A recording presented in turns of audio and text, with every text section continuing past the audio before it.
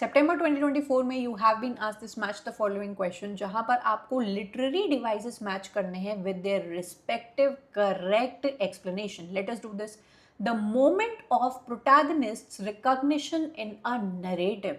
इसका correct answer है anagnorisis. Now आपने कभी ना कभी एकता कपूर के सीरियल्स या फिर देखे होंगे या मम्मी को देखते हुए देखा होगा, जहाँ पर आपकी कहानी का जो प्रोटैगनिस्ट होता है, चाहे वो हीरो होता है या फिर कोई बहू या हीरोइन होती है, उसके सामने एक क्रिटिकल डिस्कवरी आ जाती है जिससे उसको एक बहुत बड़ा सच पता लग जाता है. यूजुअली हिंदी सीरियल्स में कि अरे ये मेरा तो इलीगल बेटा है, या फिर मैंने जिस पति को अपना पति माना वो तो मेरा पति था ही नहीं, समथिंग लाइक दैट. आपका जो मेन हीरो हीरोइन होता है उसके सामने एक बहुत बड़ा सच सामने आ जाता है. लिटरेचर का बेस्ट एग्जाम्पल रहेगा आपके ओडिपस रेक्स की कहानी, जहाँ पर ओडिपस को पता लगता है कि he killed his own father and he married his own mother. तो ये उसके लिए प्रोटैगनिस्ट का एक बहुत बड़ा रेवलेशन होता है, डिस्कवरी होती है. वो दिखाते हैं ना सीरियल में कि बिल्कुल शीशे टूट गए एंड सब क्या क्या क्या करके देख रहे हैं. तो एनेग्नोरेसिस वही वाला लिटरेरी डिवाइस है. दूसरा, the decisive turn in a tragedy by which the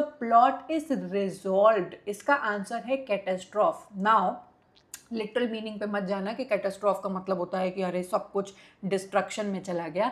ये आपकी ट्रेजेडी का एक वो मोमेंट होता है जहाँ पर आपका जो प्रोटैगनिस्ट होता है, हीरो या हीरोइन होता है, या तो वो मर जाते हैं या तो उनका प्रॉपर डाउनफॉल हो जाता है, जो कि आपकी प्लॉट की जो कहानी या कॉन्फ्लिक्ट चल रही होती है उसको रिजॉल्व कर देता है. मतलब कोई कहानी आपकी रिजॉल्व या सोल्यूशन नहीं मिल गया, जो कॉन्फ्लिक्ट इतनी देर से चला आ रहा है कि क्या होगा क्या होगा क्या होगा, इस पॉइंट ऑफ टाइम पे आपको पता लग जाता है कि चलो भैया ये हीरो मर गया या फिर इसका डाउनफॉल आ गया, तो इसे हम कैटास्ट्रॉफ बोलते हैं. तीसरा, the inversion of an already established sequence. ये है कायस्मस. आपने कंप्यूटर की प्रोग्रामिंग क्लास में पैलिंड्रोम नंबर्स पढ़ा होगा, जो उल्टे कर दो तो भी वैसे दिखाई देते हैं एंड सीधे भी वैसे दिखाई देते हैं.